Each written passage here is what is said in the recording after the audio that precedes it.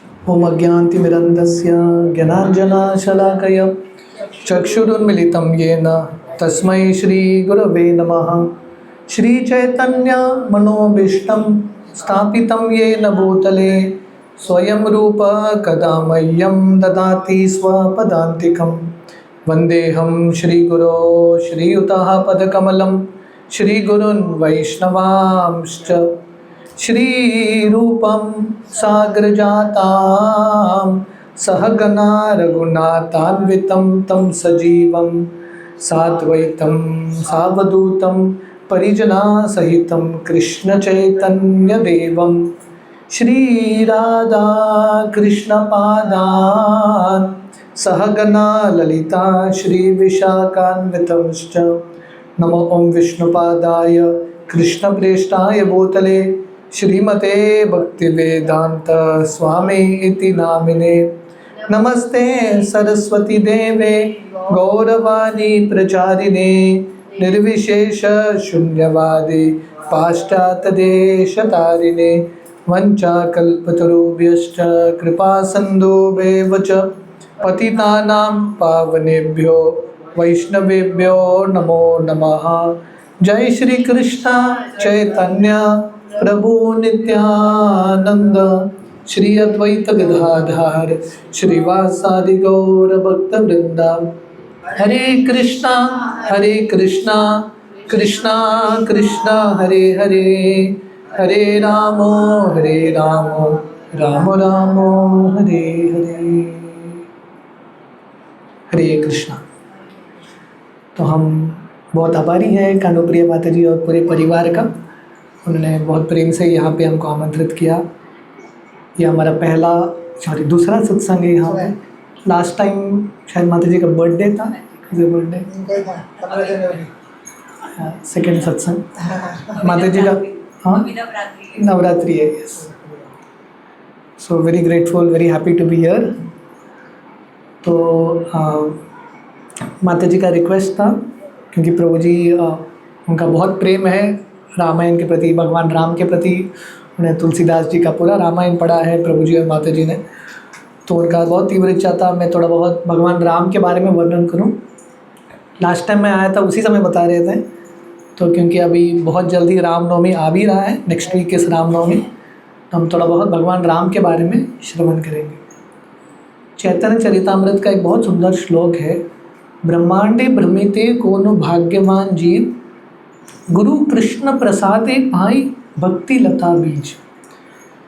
तो ये ब्रह्मांड में हम अलग अलग जगह पे अलग अलग योनि में भ्रमण कर रहे हैं। शास्त्र वर्णन करते हैं कि 84 लाख योनि है, उसमें से मनुष्य योनि एक है, और ऐसा अनगिनत योनि है। तो हम सब आत्मा के रूप में अलग अलग योनि में भ्रमण करके आए हैं, और फाइनली किसी भाग्यशाली व्यक्ति को मनुष्य शरीर मिलता है, और मनुष्य शरीर में भी भक्ति करने का अवसर, भगवान के बारे में श्रवण करने का अवसर, ये बहुत बड़ा भाग्य होता है। It is a great Fortune. तो भारत भूमि में हम जन्म लिए हैं, बहुत भाग्यशाली है। भगवान के बारे में श्रवण करने का अवसर मिल रहा है, भगवान का दर्शन करने का अवसर मिल रहा है। ये ज़िंदगी की सफलता है, क्योंकि ये दुनिया में आप कितना भी धन कमा लो, कितना भी ऐश्वर्य हो, सुख सुविधा हो, आत्मा को संतुष्टता नहीं देगा। जैसा गोवा समुद्र के तट पे है ना, समुद्र में बहुत सारे मछलियाँ होते हैं, है कि नहीं। अब मछली को पानी से बाहर निकालो और मछली को आप आईफोन दे दो, पिज़्ज़ा पास्ता दे दो, मछली कुछ नहीं होगा। मछली को क्या चाहिए? पानी चाहिए। तो ऐसा मछली की तरह है, भगवान का संग छोड़ के दुनिया में कुछ भी मिला हम संतुष्ट नहीं होंगे। एक ही चीज़ आत्मा को संतुष्ट करेगा, वो है भगवान की भक्ति। सवै पुंसा परो धर्मो यतो भक्तिर अधोक्षजे, अहेतुकी अप्रतीयता ययात्मा सुप्रसीदति। भागवतम का एक श्लोक है, ययात्मा सुप्रसीदति। अगर आत्मा को आनंद का अनुभव करना है, so we have to get connected to Krishna. और एक श्लोक है, रमन्ते योगिनो अनंते सत्यानंद चिदात्मनि। अभी हम भगवान राम के बारे में वर्णन करने वाले हैं। राम का अर्थ क्या है? किसी को पता है? What does Ram mean? Ram का अर्थ क्या है? What does Ram mean? हाँ, राम मतलब आनंद के भंडार। Ram means pleasure. राम जो है शब्द रमन से आता है, आनंद, सुख। हाँ, आनंद। हम सब आनंद की खोज में हैं। ये दुनिया में थोड़ा बहुत सुख है, आनंद है, पर बहुत छोटे मात्रा में। पर भगवान राम कौन है? आनंद के भंडार। तो इसलिए योगी, भगवान के भक्त बहुत बुद्धिमान है, छोटे मोटे सुख के पीछे नहीं भागते। जो सोर्स है सब सुखों का वो है राम। तो राम के पीछे जाएंगे तो ऑटोमेटिकली सब सुख सुविधा, जितना भी हमको आनंद है उसका अनुभव होगा। तो भारत में ये प्रथा है कि हर एक जगह पे, हर एक गांव में, पहले होता था जब टीवी टेलीविज़न नहीं हुआ करता था, गांव-गांव में लोग इकट्ठा होते थे और रामायण और महाभारत के बारे में श्रवण करते थे। एक है भगवद गीता। भगवद गीता सिद्धांत देता है और वही सिद्धांत कहानी के माध्यम से रामायण और महाभारत से हम सीखते हैं। तो ये दो कहानी बहुत इम्पॉर्टेंट है, भारत की धरोहर है, भारत का एपिक है। ये कहानियों का हम श्रवण करेंगे, भक्ति में हम बहुत प्रगति करेंगे। राइट। मुझे याद है जब मैं छोटा था, when I was a small child, हमारी दादी, जैसे I think father would teach you Ramayan, हमारी दादी हमको भगवान राम के कथाओं के बारे में बहुत श्रवण कराती थी। तो ये रामायण की कथाएं हमने बार बार सुना होगा, पर जितना हम श्रवण करते हैं उसमें एक नया आनंद और नया सीखने का अवसर मिलता है।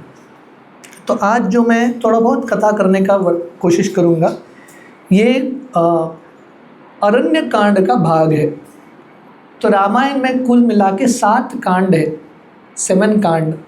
पहला कांड है बाल कांड, जहाँ पे भगवान राम के जन्म का वर्णन है। दूसरा कांड है अयोध्या कांड, जहाँ पे भगवान राम को अभी राजा बनाने वाले हैं, पर कैकेयी आती है और भगवान राम को वन भेज देती है, तो अयोध्या कांड। तीसरा कांड है अरण्य कांड, जिसके बारे में मैं थोड़ा बहुत वर्णन करूँगा। भगवान राम जब अयोध्या से निकलते हैं, पहला भगवान राम अयोध्या से निकलते हुए प्रयाग जाते हैं, संगम में स्नान करके भगवान राम चित्रकूट जाते हैं। आप में से कोई लोग चित्रकूट गए हैं? Anyone is not in Chitrakoot? Chitrakoot बहुत सुंदर स्थली है। सीता और राम लगभग वहाँ पे 12-13 साल चित्रकूट में रुके और चित्रकूट से वो नीचे दक्षिण की ओर दंडकारण्य, नासिक इत्यादि आते हैं। तो ये अरण्य कांड है, जहाँ पे भगवान चित्रकूट से अभी धीरे धीरे नासिक की ओर या दंडकारण्य की ओर आ रहे हैं। नासिक का ये जो प्रांत है, महाराष्ट्र, नासिक, इसका एक नाम जैसा मैं बता रहा था, दंडकारण्य। ये दंडकारण्य नाम क्यों आता है ये वन का, इसके पीछे कहानी है। इक्ष्वाकु कुल, भगवान राम का जन्म कौन से कुल में होता है? इक्ष्वाकु कुल, सूर्य भगवान के कुल में होता है, सूर्यवंशी। तो इक्ष्वाकु कुल के राजा, उनका एक लड़का था दंड, पर ये बचपन से इतना क्रूर व्यक्ति था, इक्ष्वाकु महाराज ने अपने पुत्र को राज्य से बाहर करा दिया। क्योंकि राजा का कर्तव्य होता है प्रजा का ख्याल रखना। राजा अपने पुत्र को भी त्यागने के लिए तैयार हैं अगर पुत्रों के अंदर, ये संतान के अंदर दुर्गुण है, ये असुर वृत्ति है। तो दंड इतना क्रूर बच्चा था, बचपन से ही अपने दोस्तों को क्रूरता दिखाता था इत्यादि। तो इक्ष्वाकु महाराज ने ये दंड को बाहर कर दिया अयोध्या से। तो यह दंड जाता है और विंध्या पर्वत के पास एक जगह था मधुमंत, वहाँ पे अपना राज्य बनाने लगता है। और दंड सोच रहा है बहुत अच्छा हो गया, मेरे पिताजी ने राज्य से बाहर कर दिया, क्योंकि अगर मैं अभी राज्य में होता था अयोध्या में, मुझे अपना राज्य जो है अपने भाई के साथ शेयर करना था। अभी मैं यहाँ पे स्वराट हूँ, तो अपना स्वयं का राजा बन जाता है वहाँ पे। पर अपना स्वयं का राजा बनने के लिए उसको किसी का तो मदद लेना था, तो वो राक्षसों का मदद लेने लगता है। एक देखिए, इक्ष्वाकु कुल के परिवार का आदमी, इतना महान व्यक्ति, अभी किसका आश्रय ले रहा है? राक्षसों का आश्रय ले रहा है। तो ये दुनिया में हम किसी भी चीज़ को जस्टिफाई कर सकते हैं। व्यक्ति गलत कार्य करते हुए भी जस्टिफाई कर सकता है। तो दंड को लगने लगा बहुत अच्छा हो गया, मेरे पिताजी ने मुझे बाहर कर दिया, now I have my independent kingdom. तो वो राक्षसों का आश्रय लेके शुक्राचार्य, जो राक्षसों के गुरु हैं, उनको अपना गुरु मान लेता है। हम सबकी ज़िंदगी में हम किसको अपना गुरु मानते हैं, किससे हम गाइडेंस लेते हैं, वो हमारे हाथ में है। अर्जुन ने भगवान कृष्ण को चुना गाइड के रूप में, गुरु के रूप में, अर्जुन का उद्धार हो गया। वही महाभारत के पन्नों में दुर्योधन का उदाहरण आता है। दुर्योधन ने किसको चुना गाइड के रूप में, किसी को पता है? शकुनी को चुना और दुर्योधन का अंत हो गया। तो ऐसे हम सबकी ज़िंदगी में हमारे मार्गदर्शक कौन है, who is our guide, that is very very important. तो ये दंड शुक्राचार्य का आश्रय लेता है। तो ये दंड का फेवरेट पास टाइम था, जैसे हर व्यक्ति का एक फेवरेट हॉबी होता है, दंड का फेवरेट हॉबी था जाके शिकार करना जंगल में। तो एक दिन वो जंगल में शिकार करने के लिए जा रहा था और उसने एक बहुत सुंदर कन्या को देखा और उसका मन तुरंत ये कन्या की ओर आकर्षित हो गया और ये कन्या के पीछे पीछे जाने लगा। और ये कन्या कहाँ प्रवेश करती है? शुक्राचार्य के आश्रम में प्रवेश करती है। शुक्राचार्य कौन है? दंड के गुरु। और ये कन्या कौन थी? ये कन्या जो थी, इसका नाम था अरज। ये शुक्राचार्य की लड़की थी। अभी दंड को पता है शुक्राचार्य की वजह से उसको ये पूरा राज्य मिला है, शुक्राचार्य उनको इतना गाइड कर रहे हैं, पर इसका आकर्षण शुक्राचार्य की लड़की के प्रति हो गया और शुक्राचार्य उस दिन आश्रम में नहीं है। तो दंड, ये जो स्त्री है, ये जो लड़की है अरज, उसके पास जाते हैं और अल्टीमेटली फोर्सबली इनका बलात्कार, शोषण कर लेते हैं। अरज अब बार बार इनको समझाने का प्रयास कर रही है, आप मुझे स्पर्श मत करना, आपको इतना तो कृतज्ञ होना चाहिए, मैं आपकी गुरु की लड़की हूँ, उतना तो सम्मान होना चाहिए। पर जब व्यक्ति काम से अंधा होता है, हाँ, उसको क्या सही है क्या गलत है उसको समझ में नहीं आता। भगवान कृष्ण गीता के 3 अध्याय में बताते हैं, काम एष क्रोध एष रजोगुण समुद्भव। भगवान कृष्ण बताते हैं ये जो काम है ये हमारा सबसे बड़ा शत्रु है। हमारा शत्रु बाहर नहीं, हमारे हृदय में काम, क्रोध, ईर्ष्या, मोह, ये हमारे शत्रु हैं। और दंड ये स्त्री का शोषण करता है। तो ये जो बालिका है अरज, शुक्राचार्य के पास रोते हुए जाती है और शुक्राचार्य जब उनको समझ में आता है कि ये दंड इतना अकृतज्ञ है, उसने मेरी बेटी का शोषण किया है, शुक्राचार्य गुस्से के साथ जाते हैं ये दंड के पास और बोलते हैं तुम पशु से भी बदतर हो, क्योंकि मनुष्य का लक्षण है कृतज्ञता। लोग जो हमारी मदद करते हैं उनके प्रति कृतज्ञता रखना। और शुक्राचार्य बोलते हैं दंड एक्चुअली वो प्रांत का राजा था। राजा का कर्तव्य क्या है? लोगों का रक्षा करना। अभी राजा ही भक्षक हो गया तो लोग किसके पास जाएंगे? तो कलयुग ऐसा स्थिति है, जो हमको आश्रय देने चाहिए वही हमारे पीछे लगते हैं। तो शुक्राचार्य बोलते हैं तुम राजा बनने के लिए लायक नहीं हो और ये जगह जो है ये जो तुम्हारा राज्य है मनुष्यों के लिए लायक नहीं है, पशुओं के लिए लायक है। क्योंकि मनुष्य और पशु में फ़र्क क्या है? इतना ही फ़र्क है कि मनुष्य जो है नियमों का पालन करते हैं, धर्म का पालन करते हैं।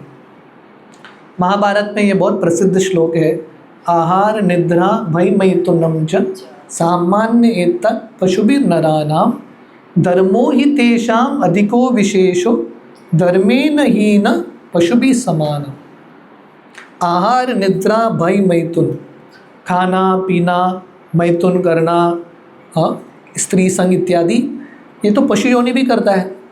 मनुष्य योनि और ये पशु में ज़्यादा फर्क नहीं है। मनुष्य पशु से श्रेष्ठ क्यों है? धर्मो ही तेषाम अधिको विशेषो, धर्म होना चाहिए। और धर्म करते हैं रेगुलेशन, नियमों का पालन। पशु समाज में नियम नहीं होते, उनको जो करना है, जहाँ पे करना है वो करते हैं, है कि नहीं? उनके नियम नहीं होते। पर मनुष्य समाज मतलब रूल्स एंड रेगुलेशंस। और जिस दिन मनुष्य नियमों को तोड़ता है, राज्य जंगल बन जाता है, सिटी बिकम्स फॉरेस्ट, जंगल बन जाता है। संस्कृत में ये 2 शब्द हैं, भवन और वन, है कि नहीं? घर को भवन बोलते हैं, है कि नहीं? और जंगल को वन बोलते हैं। इन दोनों में फ़र्क क्या है? एक ही शब्द भ, और ये भ क्या है? भगवान के नियम, भगवान और भगवान के नियम। जिस दिन मनुष्य समाज से भगवान और भगवान के नियम निकल जाते हैं, मनुष्य समाज जंगल बन जाता है। हम देख रहे हैं क्या चल रहा है दुनिया में, है कि नहीं? बड़े बड़े नेता झगड़ा कर रहे हैं ऑयल के लिए, इसके लिए, उसके लिए, अलग ही एक लेवल पे चल रहा है। सबका जीना हराम हो गया पूरा कंप्लीटली। सो मनुष्य समाज पशुओं से भी बदतर हो जाता है। देखिए, पशु झगड़ा करते हैं, कितना हानि पहुंचा सकते हैं, एक दूसरे को मारेंगे, काटेंगे। मनुष्य, जो बुद्धिमान मनुष्य पशु की तरह काम करता है, कितना बड़ा हानि कर सकता है। He can create so much havoc. तो इस प्रकार शुक्राचार्य दंड को बोलते हैं, ये तुम्हारा राज्य मनुष्यों के लायक नहीं है, पशुओं के लिए लायक है, और तुम पशुओं के राजा बन जाओ। और शुक्राचार्य बोलते हैं, जब मैं यहाँ से निकलूँगा, जैसे मैं चलते जाऊँगा, बरसात होगा। किसका बरसात होगा? अग्नि का बरसात होगा, और तुम्हारा पूरा राज्य जो तुमने बहुत प्रेम से बनाया है, वो पूरा राख हो जाएगा। इस प्रकार शुक्राचार्य श्राप दे के निकल जाते हैं। तो ये दुनिया में थोड़े बहुत सुख के लिए, थोड़े बहुत सुख के अनुभव करने के लिए हम लोगों का इतना श्राप प्राप्त करते हैं। रामायण में रावण का कहानी आता है। रावण का अर्थ क्या है? जैसे हमने राम का अर्थ बताया, राम मतलब जो दूसरों को आनंद देते हैं। रावण का अर्थ है जो दूसरों को रुलाता है। रावण का प्रिंसिपल एक ही था, जो चाहिए ले लो, जिसको प्राप्त करना है कर लो, किसी के और के बारे में चिंता न करो। तो रावण ने इतने सारे लोगों का शोषण किया और सब लोगों ने रावण को श्राप दे दिया। तो इसी प्रकार दंड को शुक्राचार्य श्राप देते हैं। और जैसे शुक्राचार्य आगे चल के जा रहे हैं, पीछे पीछे अग्नि का बरसात हो रहा है, और पूरा जो राष्ट्र है दंड का, वो पूरा जल जाता है। तो वर्णन आता है, राजा बनना एक बहुत बड़ा उत्तरदायित्व है। अगर छोटा मोटा व्यक्ति गलती करेगा तो उसको सज़ा भुगतना पड़ेगा। राजा गलती करेगा, उसका सज़ा पूरे प्रजा को भुगतना पड़ेगा, पूरे राष्ट्र को भुगतना पड़ेगा।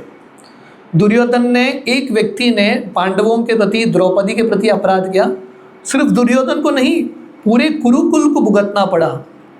स्पेशली महान लोगों के प्रति अपराध करेंगे, उसका जो फल है सबको प्राप्त होगा। तो पूरा राष्ट्र जल जाता है। और देखते देखते ये जो जगह है, जो इतना प्रसिद्ध जगह था, इतना ऐश्वर्यशाली जगह था, वो एक जंगल बन जाता है। और ये जंगल का नाम हो जाता है दंडक अरण्य। अरण्य का अर्थ है जंगल, दंड का अर्थ है ये जो राजा, दंड का जंगल, या दंड का और एक अर्थ है पनिशमेंट, क्योंकि शुक्राचार्य ने दंड दिया, वो दंड का जंगल। तो इस प्रकार दंड का अरण्य में जितने भी मनुष्य थे सब भाग जाते हैं जनस्थान की ओर, और पूरा जो जगह है जल के, पशुओं का जगह, वो भी कुंकार पशु वहाँ पे प्रवेश करने लगते हैं। तो यहाँ पे हम ये सिद्धांत देख रहे हैं, जब शक्तिशाली लोग मासूम लोगों का शोषण करते हैं, उनको लगता है कि कोई मुझे कुछ कर नहीं सकता, पर ये मासूम लोगों का अश्रु ये शक्तिशाली लोगों को भाग के लेके जाएगा। रामायण में, क्योंकि रावण ने सीता का शोषण करने का प्रयास किया, सीता को रुलाने का प्रयास किया, सीता के अश्रु के वजह से रावण और पूरा लंका बह के चला गया। तो इसलिए हमको बहुत केयरफुल होना चाहिए। जब हमारे पास रिस्पॉन्सिबिलिटी है, वो रिस्पॉन्सिबिलिटी को अच्छे से निभाना बहुत महत्वपूर्ण है। इंग्लिश में कहावत है, power corrupts and absolute power corrupts absolutely. शक्ति जब आता है, व्यक्ति का दिमाग चला जाता है, करप्ट हो जाता है व्यक्ति, और जितना ज़्यादा शक्ति उतना व्यक्ति का मन खराब होता है। तो शक्ति सही व्यक्ति के हाथ में होना चाहिए। इसलिए हमारे वैदिक कुल में, वैदिक संस्कृति में बच्चों को, स्पेशली राजा के बच्चों को, राजपुत्रों को, राजा बनने से पहले उनको गुरुकुल में भेजा जाता है। और गुरुकुल में क्या ट्रेनिंग मिलता है? वैल्यूज़ का, मूल्यों का। क्योंकि शक्ति तो मिलने वाला है उनको, पर शक्ति के साथ साथ वो शक्ति को प्रयोग करने का वैल्यू सिस्टम नहीं है, तो व्यक्ति पूरा गड़बड़ी करेगा वो शक्ति के साथ। तो इस प्रकार ये पूरा जंगल दंड का अरण्य बन जाता है। तो जब भगवान राम, सीता मैया और लक्ष्मण प्रवेश करते हैं दंडकारण्य में, तो वो जंगल इतना दिखने में भी क्रूर, इतना खूंखार था। भगवान राम वहाँ के साधु संत से पूछते हैं।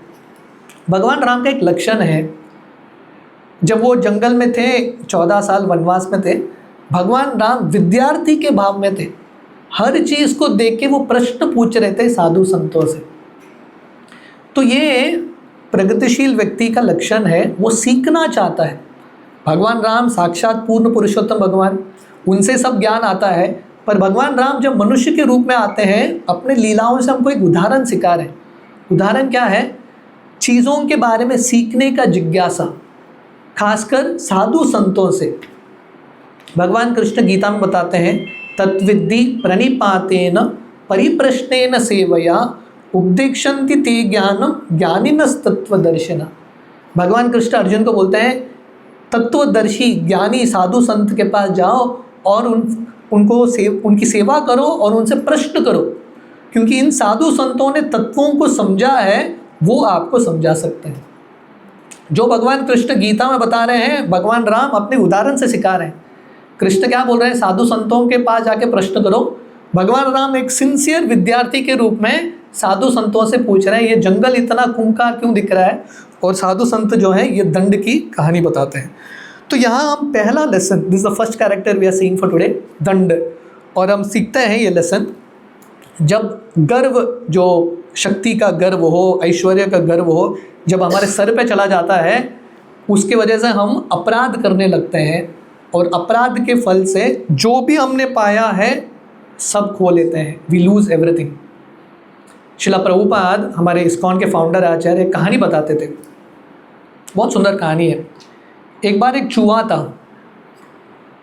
चूहा एक साधु के पास जाते हैं और साधु महाराज पूछते हैं क्या चाहिए। जनरली लोग साधु के पास जाते हैं कुछ आशीर्वाद प्राप्त करने के लिए। तो चूहा बोलता है, बिल्ली मुझे बहुत तंग कर रहा है। तो साधु महाराज पूछते हैं क्या क्या करना है? मुझे बिल्ली बना दो। महाराज भी बोलते हैं तथास्तु। चूहा बिल्ली बन गया। थोड़े समय बाद फिर से आया साधु महाराज के पास। महाराज जी बोले, अभी क्या प्रॉब्लम है? कुत्ता बहुत तंग कर रहा है, क्या चाहिए? कुत्ता बना दो। उसको कुत्ता बना दिया। थोड़े समय बाद फिर से आया, क्योंकि ये दुनिया में प्रॉब्लम तो समाप्त नहीं होने वाले, प्रॉब्लम का रूप बदलेगा, प्रॉब्लम तो समाप्त नहीं होंगे। तो कुत्ता फिर से आया साधु महाराज के पास। साधु महाराज पूछे, अभी क्या चाहिए? बोला, वो ना शेर ना बहुत घूर घूर के देख रहा है, क्या चाहिए? शेर बना दो। ठीक है, तू भी क्या याद करेगा, शेर बन जा। शेर बन गया। शेर बनने के बाद साधु महाराज को घूर घूर के देख रहा है ये शेर। महाराज जी बोलते हैं, क्या इरादा है? आपको अभी मैं खाने वाला हूँ। महाराज जी बोलते हैं, पुनः मुशिक भव, फिर से चूहा बन जाओ। मेरे वजह से तू शेर बना, कहाँ था चूहा, शेर बन गया और मुझे ये खाने को आ रहा है। तो यही प्रॉब्लम है दंड जैसे लोगों का, जिसके वजह से उनको शक्ति मिलता है, उन्हीं पर अपना शक्ति दिखाने का प्रयास करते हैं। और ऐसे लोगों का परिस्थिति क्या? पुनः मुशिक भव, फिर से आप चूहा बन जाओ और हमारा जो भी घमंड है सब उतर जाएगा। तो हमको याद हमेशा रखना है, हमारे पास जो भी है भगवान ने दिया हुआ चीज़ है, हमेशा नम्र रहना बहुत important. We have to be very very humble. तो इस प्रकार भगवान राम, ये दंडकारण्य के इतिहास के बारे में भगवान राम सुनते हैं। तो ये दुनिया में अच्छा व्यक्ति, बुरा व्यक्ति, हर व्यक्ति से हम कुछ न कुछ सीख सकते हैं। अच्छे व्यक्ति से कैसा बनना है वो सीख सकते हैं, और बुरे व्यक्ति से क्या नहीं बनना चाहिए वो भी सीख सकते हैं। So everyone is teaching us some lesson. तो भगवान राम दंडकारण्य में प्रवेश करते हैं। तो उस समय ये जो साधु संत है भगवान राम को बोलते हैं, अभी ये कहानी समाप्त नहीं हुआ, और एक इंटरेस्टिंग कहानी है ये दंडकारण्य का। तो भगवान राम बोलते हैं, मैं सुनने के लिए इच्छुक हूँ, आपको जो भी योग्य लगे आप बताइए, आपका हर एक शब्द मेरे लिए अमृत की तरह है। भगवान राम ये साधु संतों को बोल रहे हैं। देखिए, जब व्यक्ति सुनने के लिए बहुत इच्छुक है, तब जितना भी उसको मिलता है श्रवण करने का, एक स्पॉन्ज की तरह ऑब्जर्व करते हैं। तो भगवान राम इतने उत्सुक थे और इतने रिस्पेक्टफुल थे साधु संतों के प्रति। तो भगवान राम पूर्ण पुरुषोत्तम भगवान है, पर अपने उदाहरण से सिखा रहे हैं कि कैसे साधु संतों का सम्मान करना, उनसे ध्यान से श्रवण करना बहुत महत्वपूर्ण है। तो वहाँ के साधु संत बोलते हैं दंडकारण्य, जैसे हमने सुना था, ये राजा दंड के अपराध के बाद पूरा जंगल बन जाता है, पर वहाँ पे बहुत सारे साधु संत आके रुकने लगते हैं दंडकारण्य में। तो एक समय पे ये दंडकारण्य प्रांत में अकाल पड़ जाता है। हाँ, अकाल को व्हाट इज फैमिन, हाँ, पानी नहीं पीने के लिए, बरसात नहीं, बहुत समय तक ऐसा चलता है। तो ऋषि मुनि वहाँ पे थे, अभी अकाल पड़ गया तो उनको खाना कहाँ से मिलेगा? जैसे अभी चल रहा ना LPG का प्रॉब्लम है कि नहीं, तो कुछ ना कुछ दुनिया में प्रॉब्लम तो चलता रहता है। तो सब ऋषि मुनि सोच रहे थे अभी क्या करें। तो यही प्रांत में गौतम ऋषि का आश्रम था, और गौतम ऋषि बहुत शक्तिशाली ऋषि थे। हालांकि सब जगह अकाल पड़ गया, उनके आश्रम में कुछ भी प्रॉब्लम नहीं, बरसात हो रहा है, उनके आश्रम में LPG गैस सिलेंडर भर भर के है, तो कुछ प्रॉब्लम ही नहीं। तो सब साधु संत गौतम ऋषि के आश्रम में चले गए, और गौतम ऋषि बोले आप चिंता मत करो, यहीं पे रुको, मैं आप लोगों का ख्याल रखूँगा। तो गौतम ऋषि इनको खिला रहे हैं, ये सब लोग यहीं पे है। अकाल चला गया, बरसात आने लगा, पानी आ गया, सब कुछ। पर अभी इनको गौतम ऋषि के आश्रम से बाहर जाना है, तो गौतम ऋषि का आज्ञा लेना है। पर गौतम ऋषि के पास जब भी जाते हैं, महाराज जी आप परमिशन दे दो बाहर जाने के लिए, धन्यवाद आपने जो सेवा किया। गौतम ऋषि मुंह खोल के बोलते भी नहीं है, कुछ जाओ करके बोलते नहीं है। तो अभी इतने महान संत हैं, बिना उनका परमिशन लेके जाएंगे तो वो भी बहुत बड़ा अपराध है कि नहीं। तो इन साधु संतों को पता नहीं क्या करे। काफ़ी समय बीत गया, गौतम ऋषि इनको छोड़ भी नहीं रहे, तो ये लोग परेशान हो गए, है कि नहीं। आश्रम में जितना भी खाना पीना मिल रहा है, हर व्यक्ति को फ्रीडम चाहिए, हर व्यक्ति घूमना चाहता है।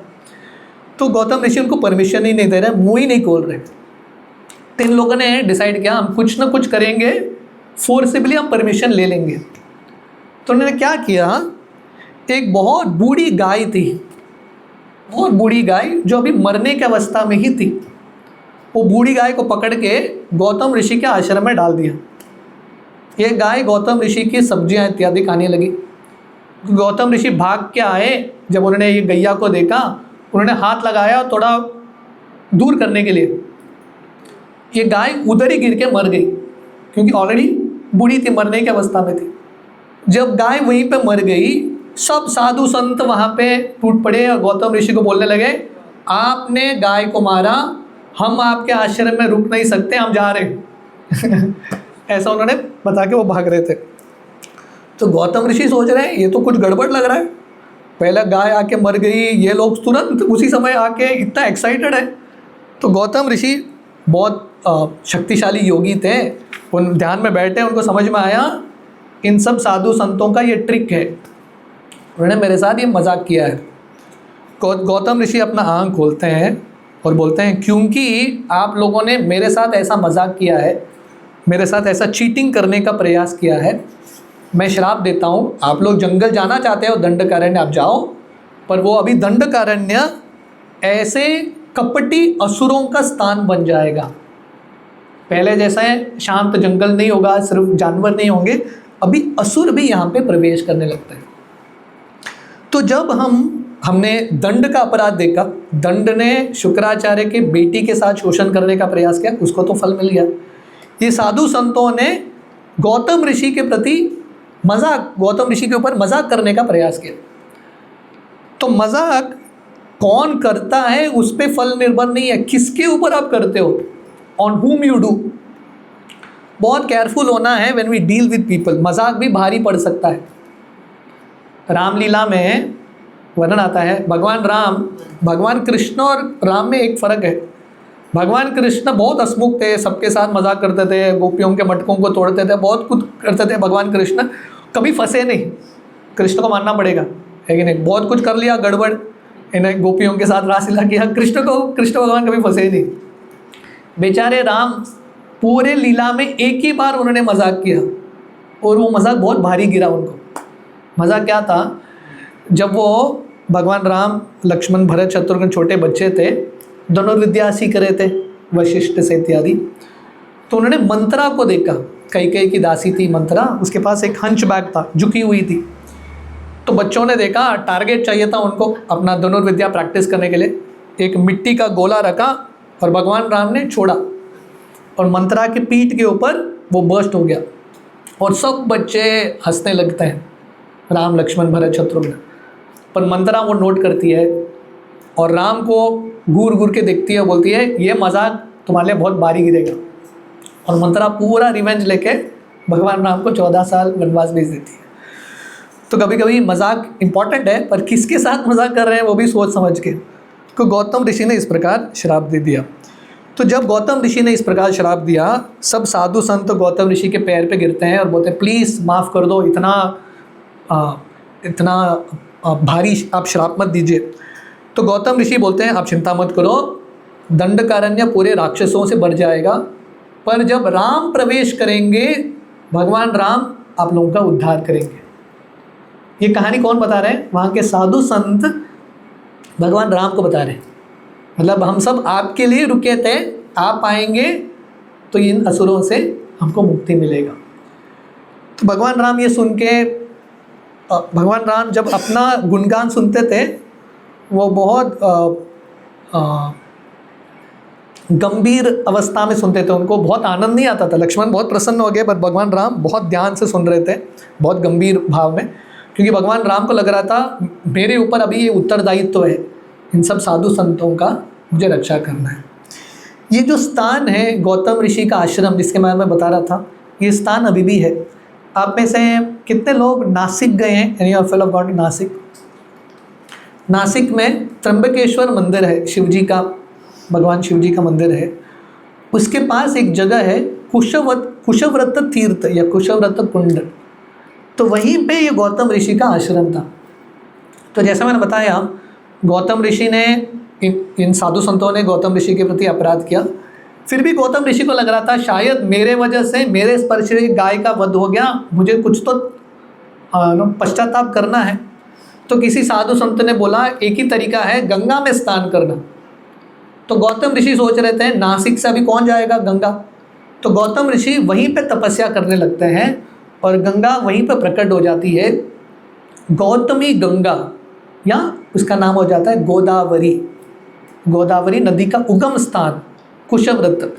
और वर्णन आता है जब गोदावरी वहाँ पे प्रकट होती है, वो नीचे हमेशा तुरंत डिसअपेयर हो जाती है, पाताल लोक में चली जाती है।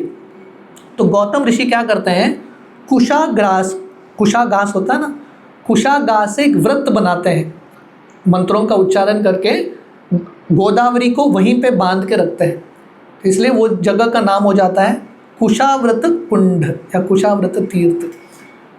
तो ये सब भारत में अभी भी ये स्थान है जो हम शास्त्र में पढ़ रहे हैं। All these places are there. भगवान राम जहाँ जहाँ पे लीला करके आए, ये सब स्थान अभी भी है। वो देख के हमारा विश्वास बढ़ता है इन ग्रंथों में।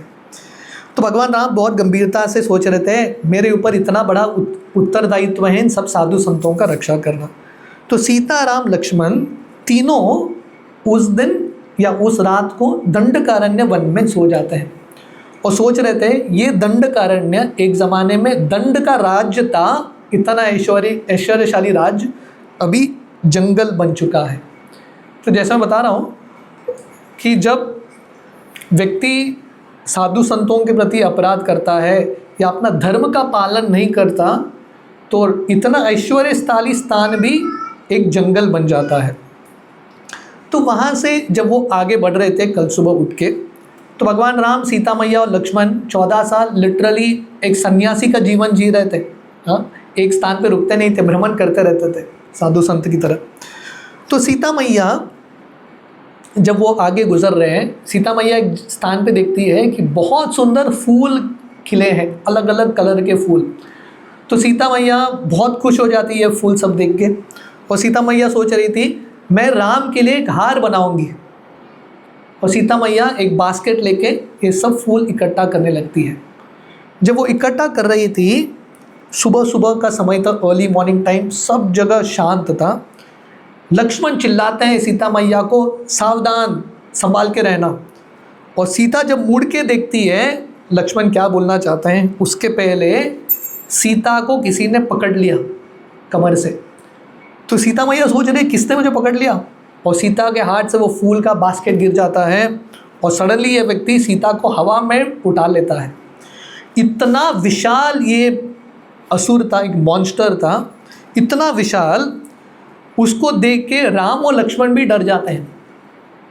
ये जो राक्षस था, इसका साइज़ कितना था, दंडकारण्य, जहाँ फॉरेस्ट में, जंगल में बड़े बड़े वृक्ष होते हैं, बड़े बड़े वृक्ष, क्योंकि अरबों खरबों साल से वो वृक्ष खड़े होते हैं। ये जो व्यक्ति था उसका साइज़ दंडकारण्य के वृक्षों से 3 गुना ज़्यादा, इतना विशाल व्यक्ति। उसने सीता को पकड़ के हवा में अपना हाथ रख दिया, तो सीता तड़प रही है, निकलने का प्रयास कर रही है, तो व्यक्ति छोड़ ही नहीं रहा है। तो भगवान राम भी ये जब देखते हैं कि सीता चली गई, इस प्रकार भगवान राम इतने आसक्त प्रेम कर रहे थे सीता मैया से, भगवान राम वहीं पे बेहोश हो जाते हैं और लक्ष्मण जी भगवान राम को उठाते हैं। तो भगवान राम और लक्ष्मण सोच रहे थे अभी कैसे करें इसके साथ डील, इतना बड़ा राक्षस उन्होंने अब तक नहीं देखा। तो देखते हैं कि ये जो व्यक्ति था जिसका नाम था विरद, हिज नेम वाज विरद, इतना शक्तिशाली था। उसके हाथ में एक भाला था, स्पीयर। ये भाला में क्या था बताएं, 3 सिंह का सर, हरे कृष्णा, 3 सिंह का सर, 4 शेर का सर, 2 लोमड़ी, 10 हिरन, 1 हाथी का सर अपने बाला पे लेके घूम रहा था, हरे कृष्णा। और खून टपक रहा था। इसका अर्थ है इसने अभी अभी इन सब प्राणियों को मार के आया है। इतना शक्तिशाली व्यक्ति सिंह को, हाथी को इतने आसानी से मार रहा था। वो खून पूरा टपक रहा था उसके शरीर पे, और उसका शरीर इतना मोटा ये व्यक्ति था। उसने अपने नीचे के भाग को ढकने के लिए हाथी का चमड़ा पहना था और ऊपर के भाग को ढकने के लिए सिंह का चमड़ा पहना था। और उसके गले में हार था। किसका हार? सर्प के सर, किसी सर्पों के सर में, नाग के सर पे मणि होता है, इन सब मणि को इकट्ठा करके उसने हार पहना था। और एक हार था, जैसे हार को डालने के लिए एक थ्रेड होता है ना, एक धागा, सर्प के शरीर का, स्किन के चमड़े का एक धागा था, और उसमें उसने एक हार पहना जिसमें बहुत सारे मृत घोड़े, मृत मनुष्य, सिंह, हाथी, ये सब का एक हार था। और इसका ये आभूषण था कि मैंने इतने सारे लोगों को मारा है। तो जैसा व्यक्ति वस्त्र पहनता है उसे पता चलता है कि उसका वैल्यू सिस्टम क्या है कि नहीं। अगर कोई धोती कुर्ता पहन रहा है, आप समझ सकते हैं उसका वैल्यू सिस्टम क्या है। अभी व्यक्ति ऐसा आ रहा है, मतलब उसका वैल्यू सिस्टम है क्रूरता। इतना बिंदास होकर दिखा रहा है कि मेरा यही लाइफस्टाइल है। और इतना खूंखार था, उसके आंखें बट्टी की तरह लाल थे, और जब वो अपना मुंह खोलता था, मुंह में उसने हज़ारों प्राणियों का शरीर मुंह में रख के चबा रहा था, और इतना ज़ोर से चिल्लाता था, वहाँ के पूरा जो एरिया है कांपने लगता है। तो राम और लक्ष्मण सोच रहे थे इसके साथ कैसे डील करें। तो राम और लक्ष्मण आक्रमण करने से पहले देखते हैं, वहाँ पहुँचने के लिए उसने आजू बाजू जितने भी बड़े बड़े वृक्ष थे वो सबको निकाल के फेंका था, और सावधानी से एक जगह पे छुप के वो देख रहा था सीता जब अपना पीठ दिखाएगी। सडनली उसने सीता को पकड़ लिया। तो भगवान राम सीता से इतना प्रेम कर रहे थे, लक्ष्मण को बोलते हैं 13-14 साल पहले जब अयोध्या का राज्य मेरे हाथ से चला गया, राज्य को राज्य लक्ष्मी बोलते हैं, तो भगवान राम बोल रहे थे राज्य लक्ष्मी जब मेरे हाथ से चला गया मुझे उतना दुख नहीं हुआ। अभी मेरे आंखों के सामने मेरी भाग्य लक्ष्मी सीता जा रही है तो मैं बहुत दुखी हूँ। तो भगवान राम को आश्वासन देते हुए लक्ष्मण बोलते हैं आप चिंता मत करो, मेरा जितना भी गुस्सा है मैं पूरा इस पे निकालूंगा, आप चिंता मत करो। और सीता वहाँ से हवा में लटकते हुए चिल्ला रही है मुझे बचाओ, मुझे बचाओ। तो भगवान राम क्या करते हैं, अपना धनुष्य लेके प्रतिंक्षा चढ़ा के खींच के छोड़ते हैं। और भगवान राम बाण नहीं छोड़े, अभी वो प्रतिंक्षा का आवाज़ इतना स्ट्रांग था, ये पूरा जगह कांपने लगता है, और ये जो असुर है विरद 2-3 कदम पीछे चला जाता है। और फाइनली भगवान राम 7 बाण लेते हैं, शक्तिशाली बाण, अपने धनुष्य पर चढ़ा के ये विरद के ऊपर छोड़ते हैं। पूरे शरीर पे इतने ज़ोर से भगवान राम के 7 बाण विरद पे लगते हैं, विरध का हाथ पीछे चला जाता है, उसके पूरे शरीर के अंदर, पेट के अंदर 7 बाण चले जाता है, थोड़ा हिल जाता है।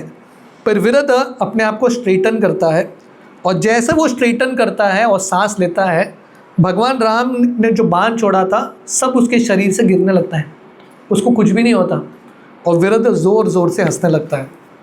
और उस समय विरध सीता को नीचे रख के राम और लक्ष्मण को देख के संबोधित करता है। वो बोलते हैं विरध राम और लक्ष्मण को, आप दोनों डोंगी हो। विरध राम और लक्ष्मण को बोल रहा है, आप दोनों डोंगी हो, आप दोनों हिपोक्रेट हो, हाँ, दाम्भिक हो। क्यों? क्योंकि आप लोगों ने वस्त्र पहना है साधु का, साधु का भूषण है, आपके बाल जटाएं हैं, सर पे साधु का भूषण वस्त्र है, पर हाथ में धनुष्य बाण है। साधु के हाथ में धनुष्य बाण कैसे हो सकते हैं? और आप जंगल में आए हो साधु के भाव में, साथ में स्त्री है। तो विरध बोलता है गड़बड़ है, आप साधु संत नहीं हो, आप डोंगी साधु संत हो, और ऐसे डोंगी साधु संत का नाश करना मेरा कर्तव्य है, विरध बोल रहे हैं। तो हर व्यक्ति को लगता है मैं ही राम हूँ, यानी पूरे दुनिया को सॉल्व करना, सब प्रॉब्लम को सॉल्व करना मेरा ही रिस्पॉन्सिबिलिटी है। पर विरध जैसे लोग, विरध राम और लक्ष्मण में दोष ढूंढ रहा है, पर अपने अंदर दोष ढूंढ नहीं पाता है कि नहीं। वो बोलता है आप लोग डोंगी हो, ये स्वयं इतने सारे पशुओं को खा रहा है, मार रहा है, उसके अंदर उसको दोष नहीं दिखता। भक्ति सिद्धांत सरस्वती ठाकुर, हमारे इस्कॉन के फाउंडर आचार्य शिला प्रभुपाद, उनके गुरु थे भक्ति सिद्धांत सरस्वती। वो एक उदाहरण देते थे, कहानी बोलते थे। एक बार एक सीव जो है ना, चालनी बोलता है ना उसको, आटा चालता है, चलनी, चलनी एक सुई को बोल रहा है देख तेरे अंदर छेद है। अभी चलनी के अंदर कितना छेद है, पर वो उसको अपना छेद नहीं दिखता, सुई के अंदर छेद दिख रहा है, देख तेरे अंदर एक छेद है। यही प्रॉब्लम है, विरध भगवान राम में दोष ढूंढ रहा है, भगवान राम में दोष है ही नहीं, उसमें तो उनमें दोष ढूंढ रहा है, अपने अंदर उसको दोष नहीं दिख रहा। हम दूसरों में दोष ढूंढने के लिए इतने एक्सपर्ट हैं, इतना समय हम देते हैं दूसरों के अंदर दोष ढूंढने के लिए, अपने हृदय में क्या दोष है वो देखने के लिए भी समय नहीं। हर व्यक्ति को लगता है, विरध जैसे क्रूर असुर को भी लगता है मैं परफेक्ट हूँ, I am the perfect guy, मेरे अंदर कुछ भी दोष नहीं। तो विरध उसको क्यों लग रहा था भगवान राम और लक्ष्मण दाम्भिक है या हिपोक्रेट है? क्योंकि भगवान राम और लक्ष्मण का वेश अलग, कार्य अलग। पर दाम्भिकता का असली डेफिनेशन क्या है? कार्य अलग पर इंटेंशन, हेतु अलग। व्यक्ति कुछ कार्य करता है पर हेतु कुछ और होता है, और विरध एक्चुअली दाम्भिक है। जब व्यक्ति के अंदर कुछ दुर्गुण होते हैं, वो व्यक्ति अपना दुर्गुण नहीं देखता, वही दुर्गुण दूसरों में देखने लगता है। सिंपल लॉजिक है, अगर आपने लाल कलर का चश्मा पहना है, आपको पूरा दुनिया लाल दिखेगा। दुनिया लाल नहीं है, आपका चश्मा लाल है। तो ऐसे ही जिसके अंदर दाम्भिकता है वो सब में दाम्भिकता दिखेगा, जिसके अंदर अभिमान है वो सब में अभिमान दिखेगा। आप कृष्ण लीला पढ़ेंगे, जब भगवान कृष्ण गोवर्धन उठाने वाले थे, गोवर्धन क्यों उठाया भगवान कृष्ण ने? क्योंकि इंद्र स्वर्ग का राजा, उसको लगने लगता है कि ये व्रजवासी और कृष्ण बहुत घमंडी है। स्वयं घमंडी इंद्र है, पर अपना घमंड देख नहीं पाता है कि नहीं। जिसने लाल चश्मा पहना है उसको सब चीज़ लाल दिखता है, पर उसको दिखता नहीं कि ये मेरे चश्मे की वजह से है। तो वैसे ही विरध जैसे लोग दूसरों के अंदर दोष देख नहीं पाते। तो ये विरध भगवान राम को बोलता है मेरा नाम विरध है और मेरा काम है मारना, है कि नहीं। My name is Viradh, my work is to slaughter. और ब्रह्मा जी ने मुझे वरदान दिया है कि मुझे कोई कुछ कर नहीं सकता। मेरे पास 25,000 हाथी का शक्ति है और कुछ भी अस्त्र मुझे स्पर्श नहीं कर सकता। आपका बाण मेरे लिए कुछ करेगा ही नहीं। बड़े बड़े देवता, बड़े बड़े शक्तिशाली योद्धा मेरे से हार गए, आप तो तुच्छ लोग हो, भागो। इस स्त्री को छोड़ो, यहाँ पे भागो यहाँ से। भगवान राम, विरध के शब्द भगवान राम को इतना ठेस पहुँचाते हैं। क्यों? क्योंकि भगवान राम सीता मैया से इतना प्रेम कर रहे हैं, और अभी विरध बोल रहे हैं सीता को छोड़ के जाओ। तो भगवान राम सीता के विरह में सोच के ही भगवान राम को दर्द हो रहा है, और विरध ज़ोर ज़ोर से हंसता है और एक भाला लेके फेंकता है और भगवान राम वो बाला को काट देते हैं अपने बाणों से। उसके बाद फिर से भगवान राम बहुत सारे बाण मारते हैं, शक्तिशाली बाण विरध के शरीर के ऊपर, पर विरध को कुछ फ़र्क ही नहीं पड़ता। अपना हाथ ऊपर करता है, जैसा नींद के ऊपर लोग यॉर्निंग करता है ना, स्ट्रेचिंग करते हैं, विरध स्ट्रेचिंग करता है, भगवान राम के सब बाण गिर जाते हैं। तो राम और लक्ष्मण सोच रहे थे इसके साथ डील कैसे करें, how to deal with him. और विरध ज़ोर ज़ोर से हंस रहा है। तो उस समय भगवान राम और लक्ष्मण क्या करते हैं, तुरंत अपना धनुष्य बाण छोड़ के विरध की ओर भागते हुए जाते हैं। सीता मैया भी सोच रहे क्या हो गया राम और लक्ष्मण को, विरध के पास भाग के जा रहे हो। विरध भी सोच नहीं पा रहा क्या हो रहा है। और जब वो जाते हैं अपना तलवार निकालते हैं, और राम और लक्ष्मण का प्लान था विरध के पैर को हम काट देंगे। तो जब वो तलवार निकाल के विरध के पैर को काटने ही वाले हैं, विरध अपने दोनों हाथों से राम और लक्ष्मण को उठा लेता है। और विरध इतना ही नहीं, राम और लक्ष्मण को उठा के, अभी लटक रहे हैं राम और लक्ष्मण को लेके भाग जाता है जंगल में। और सीता मैया, पहले सीता को उठाया, सीता को छोड़ दिया, अभी उसने राम और लक्ष्मण को लेके भाग गया। और सीता रो रही है और विरध लेके भाग गया। ये विरध का अर्थ क्या है, व्हाट डज विरध मीन। रद या रदों का अर्थ है प्रेम। विरध का अर्थ है जिसके अंदर प्रेम है ही नहीं, जो दूसरों के दर्द को समझ ही नहीं सकता, ऐसे व्यक्ति को विरध बोलते हैं। तो विरध उसको समझ में नहीं आ रहा है। पहले तो वो सीता को खाने का प्रयास कर रहा था, अभी राम और लक्ष्मण को लेके भाग रहा है। दूसरों का दर्द क्या है उसको समझ में नहीं आता। ऐसे विरध जैसे लोग अपने स्वार्थ के लिए जीते हैं, अपने भोग के लिए किसी को भी कष्ट पहुंचाने के लिए तैयार। पर भगवान राम, विरध इनको लेके भाग रहे हैं, पर भगवान राम सीता के बारे में सोच रहे हैं। अभी सीता कैसी सोच रही होगी। तो उस समय राम और लक्ष्मण एक दूसरे को देखते हैं और आंखों में ही वो डिसाइड करते हैं हमारा अगला मूव क्या होना चाहिए। और राम और लक्ष्मण तलवार लेते हैं और विरध के दोनों हाथ को काट देते हैं। जो हाथ में राम और लक्ष्मण को पकड़ा था वो दोनों हाथ को काट देते हैं। और विरध का दोनों हाथ कट के उसको इतना दर्द महसूस होता है, विरध वहीं पे गिर के पूरा खून बहने लगता है। All blood starts to flow there. Hare Krishna.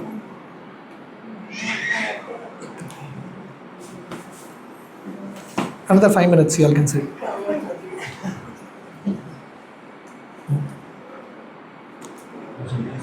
Hare Krishna. Hare Krishna.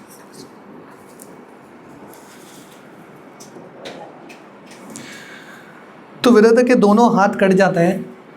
और ये विरध का कहानी will stop here after you here the story.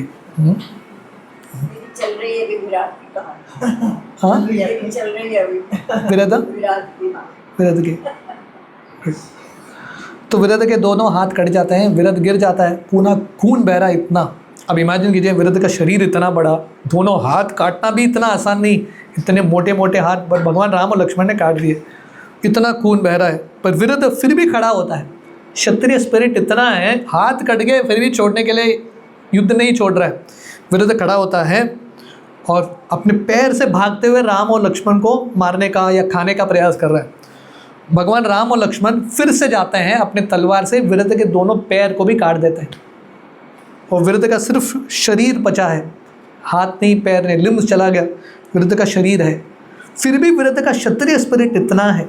तो उस ज़माने में क्षत्रिय इतने शक्तिशाली होते थे, एंड तक हार नहीं मानते थे। विरध अपना शरीर को घसीटते हुए राम और लक्ष्मण को निगलने का प्रयास कर रहा है। तो राम समझ गए विरध इतना आसानी से मरने वाला नहीं है, बहुत शक्तिशाली है।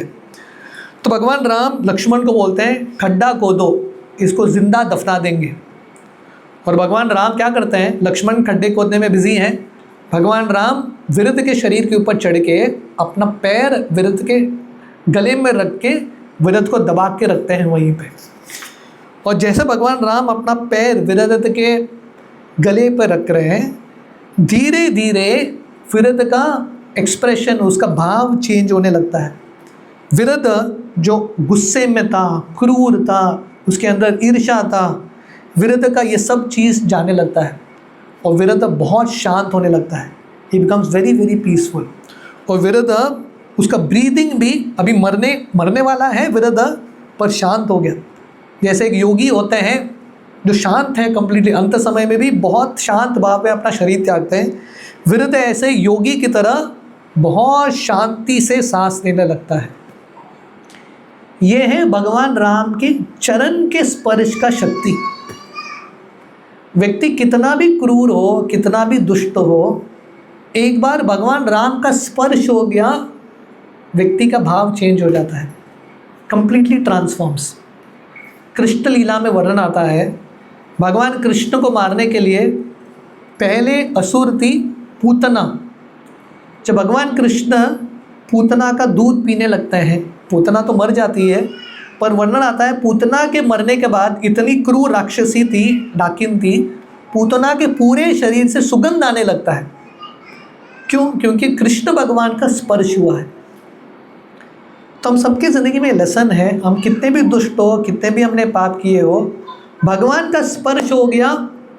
भगवान का स्पर्श मतलब भगवान की कथाओं का स्पर्श हो गया, कानों के माध्यम से भगवान के नामों का स्पर्श हो गया, भगवान के प्रसाद का स्पर्श हो गया, व्यक्ति का शुद्धिकरण, परिवर्तन शुरू हो जाता है। इंग्लिश में कहावत है, every saint has a past and every sinner has a future. जितना भी पापी व्यक्ति हो, भगवान के संग में आएगा तो उसका परिवर्तन निश्चित है। और भगवान राम जब अपना पैर रख रहे थे, विरध का ट्रांसफॉर्मेशन हो गया और विरध, उसके आंखों में अश्रु, पश्चाताप के अश्रु, प्रेम के अश्रु, है कि नहीं?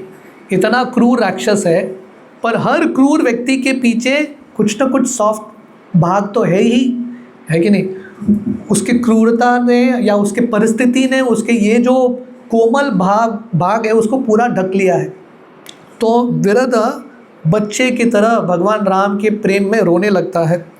और विरध बहुत सुंदर शब्दों में, अब तक इसके शब्द इतने डरावने थे, अभी बहुत सुंदर शब्दों में भगवान राम को संबोधित करते हुए बोलते हैं, हे भगवान, आप मेरे प्राणनाथ हो, आप फाइनली आए हो, मैं आपके लिए रुका था, आप डेफिनेटली राम हो और ये आपका छोटा भाई लक्ष्मण है, अभी मेरा उद्धार निश्चित है, आप मुझे दफना दो, मुझे ये शरीर से उद्धार हो जाएगा मेरा। जब भगवान राम ये विरध के ट्रांसफॉर्मेशन को सुनते हैं, भगवान राम सोच रहे थे इसके पीछे कहानी क्या है। तो हर बड़े झूठ के पीछे कुछ न कुछ छोटा सत्य तो होता है। विरध का शरीर इतना बड़ा है, फिर भी इसके पीछे एक सत्य है। और विरध अपना स्टोरी, कहानी बताने लगता है। वो बोलता है, मुझे ये असुर का शरीर क्यों मिला है, क्योंकि मैं एक समय पे गंधर्व था और मेरा नाम था तुम्बुरु। गंधर्व कौन है? स्वर्ग में अलग अलग देवता होते हैं, स्वर्ग के एक देवता का कैटेगरी है गंधर्व। ये लोग दिखने में बहुत सुंदर, जैसे अप्सराएं नृत्य करते हैं, गंधर्व दिखने में बहुत सुंदर और उनका आवाज़ बहुत सुंदर, और वो बहुत सुंदर तरीके से गाते हैं। और तुम्बुरु इतना सुंदर था और वो गाता भी इतना सुंदर था, और बहुत रईस देवताओं के इर्द गिर्द घूमता था, तो उसके मन में अभिमान आने लगता है। जैसा हमने सुना था, जिस व्यक्ति के पास भी सुंदरता है, पैसा है, नेचुरली एक अभिमान आता है। तो तुम्बुरु कुबेर का एक सेवक था, कुबेर का सेवा कर रहा था, और कुबेर जी ने तुम्बुरु को भेजा था कुछ महत्वपूर्ण कार्य करने के लिए। पर आते हुए जब वो जा रहा था कार्य करने के लिए, उसने रंबा को देखा। रंबा अप्सरा है, बहुत सुंदर। वो अप्सरा को देख के, रंबा को देख के मोहित हो जाता है, और रंबा के पीछे लगते हुए कुबेर का कार्य डिले हो जाता है। जब कुबेर जी देखते हैं कि स्वर्ग का एक गंधर्व ये, पर अपना फोकस उसको नहीं है, इंद्र भोग में लग रहा है, कुबेर जी इसको श्राप देते हैं, तुम स्वर्ग में रहने के लिए लायक नहीं हो।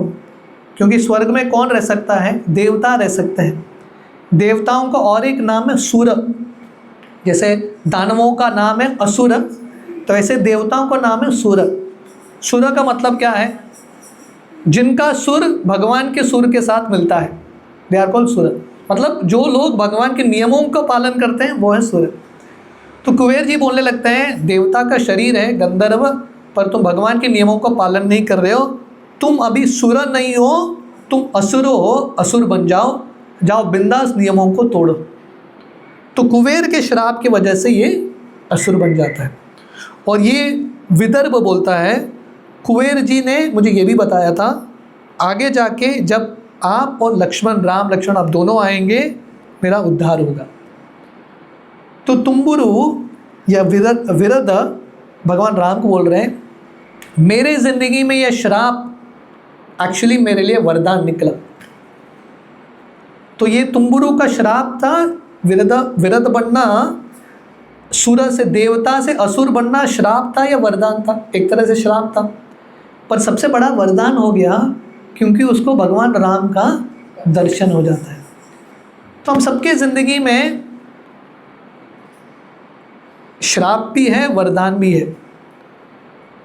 श्राप का अर्थ है हमारी ज़िंदगी में दुख है, अलग अलग पीड़ा है। पर अगर पीड़ा में, कष्ट में अगर हम भगवान राम का स्मरण कर पा रहे हैं तो वो हमारा सबसे बड़ा वरदान है। पर अगर ज़िंदगी में कुछ भी पीड़ा नहीं, सब कुछ परफेक्ट है, पैसा है, धन है, सब घर वाले सुन रहे हैं, सब कुछ है, पर भगवान राम नहीं है, तो वो सबसे बड़ा श्राप है। श्राप और वरदान का डेफिनेशन क्या है? जो चीज़ हमको भगवान के निकट लेके जाता है वो वरदान, और जो चीज़ पैसा हो, ऐश्वर्य हो, जो हमको भगवान से दूर लेके जाता है वो सबसे बड़ा श्राप। तो हम सबकी ज़िंदगी में हमको वरदान प्राप्त करना है, और वरदान क्या है? भगवान राम का संगति। जितना हो सके हमको भगवान राम के और निकट जाना है। तो इस प्रकार विरद भगवान राम को बोलता है, अभी मुझे आपका स्पर्श हो गया, मुझे अभी पश्चाताप भी हो गया, आपका दर्शन भी हो गया, आप मुझे आज्ञा दीजिए यहाँ से वापस अपने धाम जाने के लिए। और भगवान राम और लक्ष्मण वो खड्डा खोदते हैं, विरद के शरीर को उसके अंदर ढकेल देते हैं और मिट्टी से भर देते हैं। पहले तो राम और लक्ष्मण बहुत उत्साही थे ये विरद को मारने के लिए, पर जब विरद का ट्रांसफॉर्मेशन देखते हैं वो मारना नहीं चाहते, फिर भी अभी करना पड़ रहा है। तो जैसे मिट्टी ढकते हैं, विरद अपना शरीर त्याग के राम और लक्ष्मण के सामने उसको तुम्बुरु का गंधर्व शरीर मिल जाता है। राम और लक्ष्मण की परिक्रमा करते हैं और राम और लक्ष्मण को बहुत बहुत धन्यवाद देते हैं, बोलते आपके वजह से मुझे देवता का शरीर वापस मिला है। हे राम, मैं आपको प्रॉमिस करता हूँ वापस जाके मैं पहला जैसा कार्य नहीं करूँगा, अभी नियमों का पालन करूँगा। गलती हर व्यक्ति से होता है, गलती के बाद लेसन सीखना भी बहुत इम्पोर्टेंट। तो अगर हम भगवान के नियमों को तोड़ेंगे हम टूट जाएंगे, हाँ, हम कष्ट भुगतेंगे। तो ये दुनिया में हमारे कष्ट भुगतने का एक ही कारण, हम भगवान के नियमों को तोड़ रहे हैं। और भगवान का नियम क्या है? हम ध्यान से भगवान का सेवा करें, भगवान की भक्ति करें। तो तुम्बुरु भगवान राम को बोलते हैं, अभी आप आज्ञा देना, मैं वापस जाऊंगा स्वर्ग में, पर वहाँ पे जाके भी मैं आपका स्मरण करूँगा और आपका कार्य ही करूँगा। तो हम सबकी ज़िंदगी में ये बहुत इम्पॉर्टेंट है कि हमारा कार्य करते हुए जो भी हमारा रिस्पॉन्सिबिलिटी है, तुम्बुरु गंधर्वता, हम सबका अलग अलग रिस्पॉन्सिबिलिटी है। हमारा कार्य करते हुए हमको भगवान का स्मरण करना, माम अनुस्मर युद्धच। और जाते हुए तुम्बुरु भगवान राम को बोलते हैं, आपने मेरी मदद की, मैं भी आपकी मदद करना चाहता हूँ। भगवान राम का एक इच्छा था, या भगवान राम को एक सल्यूशन चाहिए था। अभी वो चित्रकूट छोड़ के दंडकारण्य आए हैं, पर भगवान राम को पता नहीं था यहाँ पे रहना कहाँ है, कौन से स्थान पे रहना है। तो तुम्बुरु भगवान राम को बोलते हैं, यहाँ से 1.5 योजन दूर सर्वंग ऋषि का आश्रम है, और वहाँ पे जाइए, सर्वंग ऋषि आपको बताएंगे कौन से स्थान में आपको निवास करना है, कुटिया बना के रखना है। और तुम्बुरु भगवान राम की परिक्रमा करके वहाँ से चले जाता है। और सीता, राम और लक्ष्मण वहाँ से आगे एक लेसन सीखते हुए, लेसन क्या है, विरद के ज़िंदगी का लेसन क्या है कि अगर हम हमारे रिस्पॉन्सिबिलिटीज़ को छोड़ के, ये गंधर्वता पर अपना उत्तरदायित्व छोड़ के ये दुनिया की इंद्रिय भोग में लग गया, उसको असुर का योनि मिल जाता है। तो भगवान राम लेसन सीखते हैं, भगवान ने जो हमको उत्तरदायित्व दिया है उस पर फोकस रहना बहुत इम्पॉर्टेंट है। हम डिस्ट्रैक्शंस में फंस जाएंगे, वी विल बी लॉस्ट। तो इस प्रकार भगवान राम सीता मैया के साथ, लक्ष्मण जी के साथ आगे सरभंग ऋषि के आश्रम में जाते हैं। सो बिफोर वी एंड, क्योंकि हम विरध का ये कहानी सुन रहे हैं, विरध को ये असुर का शरीर मिलता है, क्योंकि विरध जो है भगवान राम के सेवा से भटक के रंभा के पीछे लग गया, अलग अलग आकर्षणों के पीछे लग गया। तो हम सबकी ज़िंदगी में, खासकर ये दुनिया में इतने सारे आकर्षण हैं, इतने सारे प्रलोभन हैं, हमको फोकस बना के रखना बहुत इम्पॉर्टेंट है। कुंती महारानी भागवतम के पहले स्कंद में एक प्रार्थना अर्पण करती है भगवान कृष्ण को, है कि नहीं? भगवान के सामने हमारा प्रार्थना क्या है? हर व्यक्ति भगवान के सामने आते हैं, पर भगवान के सामने आके हमको प्रार्थना क्या करना हमको पता नहीं, वो भी ट्रेनिंग है। What should we ask God? Kunti महारानी का प्रार्थना क्या है? वो बोलती है, त्वयि में अनन्य विषय मतिर मधुपते सकृत रतिम उद्वहतत अद्ध गंगे वोगम उदन्वती।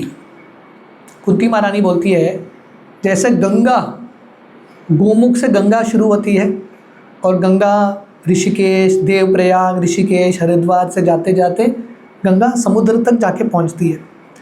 गंगा कहाँ से शुरू होती है? हिमालय से, और आके बंगाल में गंगा सागर में मिलती है समुद्र को। बहुत लंबा सफ़र है, पर गंगा कहीं पे रुकती नहीं है, कहीं पे डिस्ट्रैक्शन से भ्रमित नहीं होती, भटकती नहीं है, अपना लक्ष्य तक वो चलती रहती है। कुंती महारानी भगवान कृष्ण से प्रार्थना करती है, भगवान मेरा एक ही प्रार्थना है, ये दुनिया के आकर्षणों में मैं न भटकूं, अपना फोकस बना के रखना है गंगा की तरह, और हम सबको भगवान राम, भगवान कृष्ण की प्राप्ति करनी है। That is the purpose of life. तो हमको भटकाने वाले माया बहुत हैं, अलग अलग आकर्षण, but we have to be very very focused. और वो फोकस रखने के लिए भक्तों का संग, रेगुलरली आना, भक्तों के संग में गीता भागवत का श्रवण करना बहुत इंपॉर्टेंट। जितना हम भगवान के बारे में श्रवण करते रहेंगे उतना हम फोकस रहेंगे। जितना हम भगवान के संग से, शास्त्रों से, भगवान के भक्तों से दूर रहेंगे उतना हम भटक जाएंगे। So to be focused in life, सत्संग में आना बहुत इंपॉर्टेंट है। तो अगर हम नियमित रूप से सत्संग में आएंगे then we can remain very very focused. जैसे मैंने लास्ट टाइम भी बताया था, हमारा हर वेडनेसडे पोरवरी में हम रेगुलर एक सत्संग करते हैं। तो फोकस्ड रहना है then you have to come to satsang regularly. हाँ, जैसे भगवान राम साधु संतों से सुन रहे हैं, so the more you here from saintly people, शास्त्रों से जितना हम सुनते हैं उतना हम ये दुनिया में फोकस्ड रह पाएंगे, नहीं तो we will get lost in this world. So आज हमने ये अरण्य कांड से ये दो कहानी देखा, दंड का कहानी, राजा दंड का कहानी, दंडकारण्य का, और विरध का कहानी। ठीक है? Anyone has any questions? किसी का कुछ प्रश्न, एनी कमेंट्स? आप लोगों को समझ में आया?